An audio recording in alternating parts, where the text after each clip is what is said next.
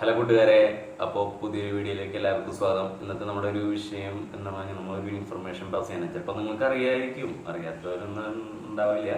എന്നാൽ കൂടിയും ഒരു തവണ കൂടി ഞാനൊന്ന് ഓർമ്മിപ്പിക്കുകയാണ്. വീഡിയോ കൊടുത്തേക്കാം, അത് നിങ്ങൾ കണ്ടുപോകും.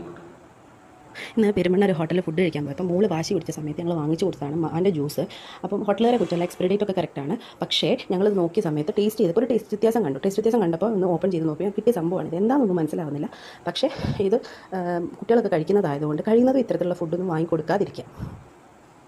കണ്ടല്ലോ, നമ്മുടെ കുഞ്ഞുങ്ങൾക്ക് അവർക്ക് അറിയില്ല. അപ്പൊ അവർ ഇപ്പോഴത്തെ കാലത്ത് ഏറ്റവും കൂടുതൽ എൻ്റെ മോനൊക്കെ ആണെന്നുണ്ടെങ്കിലും കടകളിൽ കൂടുതൽ പോയി കഴിഞ്ഞാൽ ചോദിക്കുന്ന സംഭവമാണ് ജ്യൂസ്.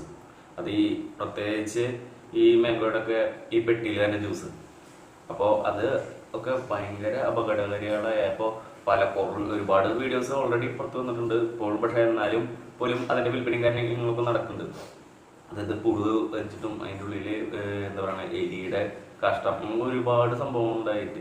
കാരണം ഈ പെട്ടി ജ്യൂസിൽ, പ്രത്യേകിച്ച് ഈ പെട്ടി ജ്യൂസിലാണെന്നുണ്ടെങ്കിൽ അത് ട്രാൻസ്പെറൻ്റ് അല്ല, അപ്പോൾ ഒന്നും കാണാൻ പറ്റത്തില്ല. നമ്മൾ കുട്ടികൾക്ക് ആണെങ്കിലും നമ്മളും വലിയവരും പലരും ഉപയോഗിക്കാറുണ്ട്.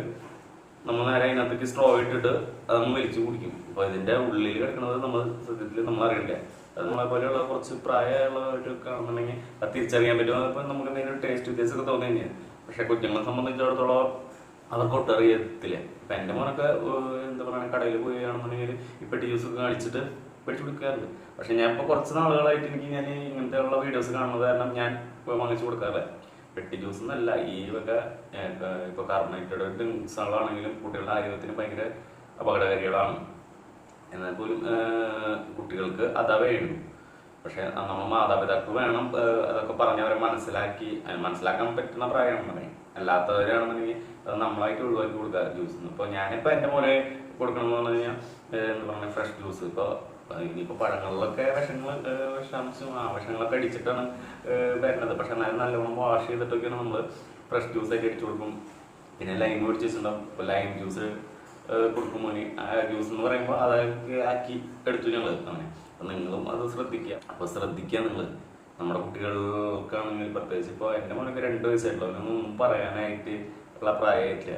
അങ്ങനെയുള്ളവർ പ്രത്യേകം ശ്രദ്ധിക്കുക. അപ്പോൾ ആ ഒരു ചെറിയൊരു ഇൻഫർമേഷൻ നിങ്ങൾക്ക് പാസ് ചെയ്യാൻ വേണ്ടിയിട്ടാണ് ഇന്നത്തെ വീഡിയോ ചെയ്തത്. വീഡിയോ ഇഷ്ടപ്പെട്ടാൽ ലൈക്ക് ചെയ്യാനും തരാമെന്ന് സബ്സ്ക്രൈബ് ചെയ്ത് സപ്പോർട്ട് ചെയ്യണം. ഓക്കെ, അപ്പോൾ അടുത്തൊരു വീഡിയോയിലൂടെ കാണാം. ബൈ.